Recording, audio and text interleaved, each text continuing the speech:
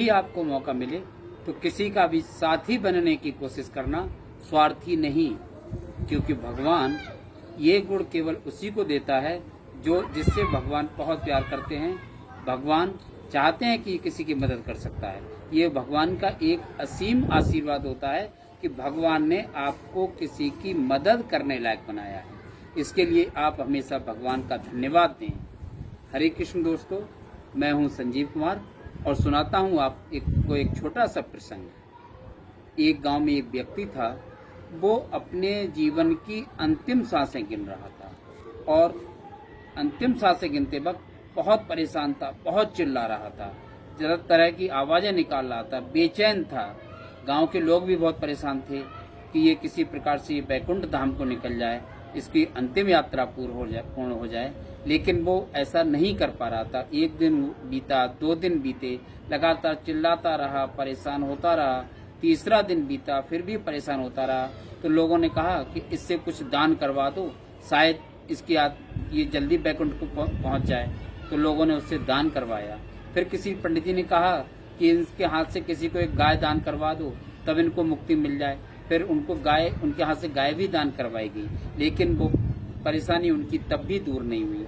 फिर किसी ने कहा कि एक हवन करा दिया जाए और हवन कराने से हो सकता है कि इनको बैकुंठ धाम की प्राप्ति हो जाए और ये शरीर छोड़ दें और इनकी आत्मा को शांति मिले। लेकिन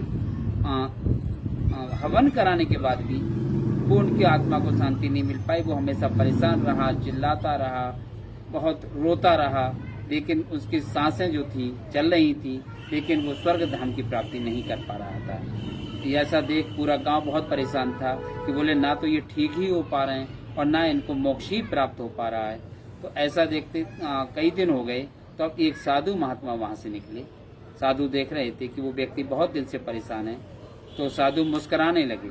वहां बैठे सब लोग के सामने बोले, अरे ये तो अजीब बात है, ये परेशान है और सब लोग मुस्कुरा रहे हैं। बाबा मुस्कुरा रहे हैं। तो बाबा ने कहा, नहीं, इनको मुक्ति तो अभी मिल जाएगी, लेकिन आपको करना क्या है कि स्वर्ग से मिट्टी ला करके इनके माथे पर तिलक लगा देना है। क्योंकि बाबा पहले से मुस्कुरा रहे थे और फिर स्वर्ग से ला करके मिट्टी लाने की बात कर रहे थे। तो पूरा गांव रोष व्यक्त करने लगा। बोले, आपको मजाक सूझ रहा है, वो परेशान है, अब स्वर्ग से मिट्टी कौन ला के देगा? आप क्यों बहाने टाल रहे हो, क्यों इधर उधर की बातें कर रहे हो? क्या स्वर्ग से मिट्टी लाई जा सकती है? स्वर्ग किसी ने क्या देखा है? आप क्यों अन्यथा में से परेशान कर रहे हो या लोगों को यहाँ बहका रहे हो आकर के स्वर्ग की मिट्टी से? ये बात वहां पर खड़ा एक छोटा सा बच्चा सुन रहा था। जैसे ही उसने सुना कि ये स्वर्ग से मिट्टी के लाने की बात कर रहे हैं बाबा, वो सीधे भागते हुए अपने पिताजी के पास गया, जो कि खेत पर काम करने के बाद थक गए थे और वहीं पेड़ के नीचे छाया में बैठे हुए थे। तो उन्होंने कहा, लड़के ने जाकर के अपने पिताजी थोड़ा अपना पैर हटाओ तो जरा। बोले, क्यों? बोले, मुझे आपके चरणों की थोड़ी मिट्टी लेनी है। तो उसके पिताजी ने पैर हटाया और वहां से उसने चरणों की मिट्टी ली और सीधे ले जाकर के वो बाबा के पास पहुंच गया।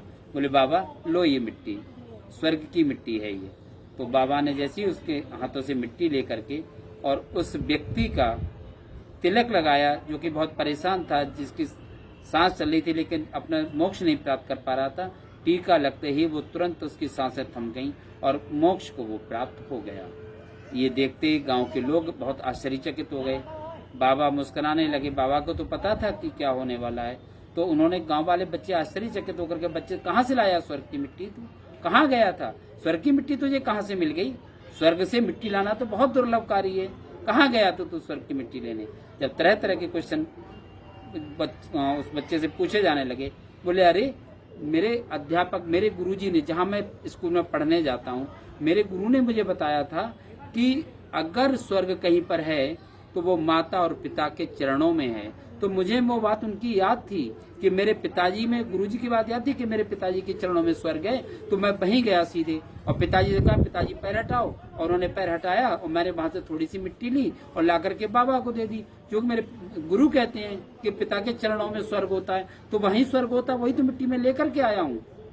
तो ये सुन करके वो सब गांव वाले चकित रह गए। बाबा को तो पता था कि ये बच्चा हाँ ऐसे कर सकता है, पिता के चरणों में स्थान होता है। तो दोस्तों, बस आपको यही याद रखना है कि अगर स्वर्ग कहीं पर है, वो माता पिता के चरणों में है। अगर ईश्वर से बढ़ करके, भगवान से भी बढ़ करके कोई है, तो माता पिता हैं। आप कितने भी मंदिर चले जाओ, कितने भी आप भंडारा कर लो, कितना भी पूजा पाठ कर लो, लेकिन अगर आपके माता पिता आपसे खुश नहीं है तो ईश्वर आपकी इनमें से किसी सेवा को कभी भी स्वीकार नहीं कर सकता। अगर आप चाहते हो ईश्वर आपसे प्रसन्न रहे तो सबसे पहले आपको अपने माता पिता को प्रसन्न करना पड़ेगा। बगैर उनके प्रसन्न हुए ईश्वर आपसे कभी भी प्रसन्न हो ही नहीं सकता। और ऐसा ही गुरुजी बताते हैं कि बताया गया है कि पहला स्थान माँ का और पिता का होता है, जो कि हमें हमारे लिए गुरु तक लेके जाते हैं। फिर दूसरा स्थान गुरु का होता है, जो हमें भगवान के बारे में बताते हैं। तो भगवान का स्थान तो गुरु के बाद है और गुरु का स्थान माता पिता के बाद है। तो इसलिए सबसे पहले अगर आप भगवान को प्रसन्न करना चाहते हो तो सबसे पहले अपने माता पिता को प्रसन्न करो। अगर आपके माता पिता प्रसन्न हैं तो ईश्वर आपसे बगैर पूजा पाठ और बगैर मंदिर जाए भी आपसे प्रसन्न हो जाएगा।